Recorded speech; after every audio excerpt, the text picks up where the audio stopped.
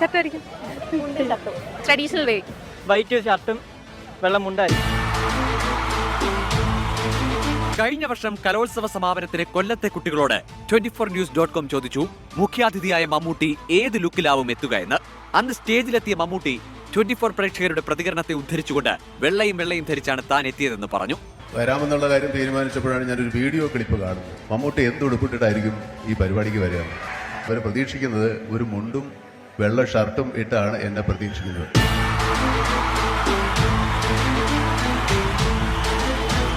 ഇത്തവണ നമ്മൾ തിരുവനന്തപുരത്തെ കുട്ടികളോട് ചോദിച്ചു മുഖ്യാതിഥിയായ ടൊവിനോ തോമസിന്റെ ലുക്കിനെ കുറിച്ച്.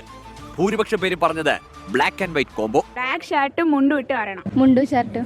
ബ്ലാക്ക് കളർ ഷർട്ടും മുണ്ടും. വൈറ്റ് മുണ്ടും ബ്ലാക്ക് ഷർട്ടും ഗ്ലാസ്. പ്രേക്ഷകരുടെയും കലോത്സവ പ്രേമികളുടെയും മനസ്സറിഞ്ഞ് ഇപ്പോഴിതാ ടൊവിനോയും. വെള്ളയും ധരിച്ച് മമ്മൂട്ടി വേദിയിൽ ആരവം ഉയർത്തിയെങ്കിൽ തിരുവനന്തപുരത്തുകാരുടെ മനസ്സറിഞ്ഞ് കറുപ്പ് ഷർട്ടും വെള്ള മുണ്ടുമണിഞ്ഞ് ടൊവിനോ സമാപന വേദിയിൽ.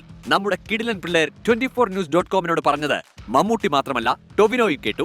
2-3 ദിവസം മുമ്പ് ഞാൻ ഒരു വീഡിയോ എൻ്റെ ശ്രദ്ധയിൽപ്പെട്ടിരുന്നു. അപ്പോൾ കഴിഞ്ഞ തവണ മമ്മൂക്ക വന്നപ്പോൾ മമ്മൂക്കയും അതുപോലത്തെ ഒരു വീഡിയോ കണ്ടതിന് ശേഷമാണ് എന്ത് വസ്ത്രം ധരിക്കണം എന്നുള്ളത് തീരുമാനിച്ചത്. കറുത്ത ഷർട്ടും വെളുത്ത മുണ്ടും എടുത്ത് വന്നാൽ നല്ല രസമായിരിക്കുമെന്ന്.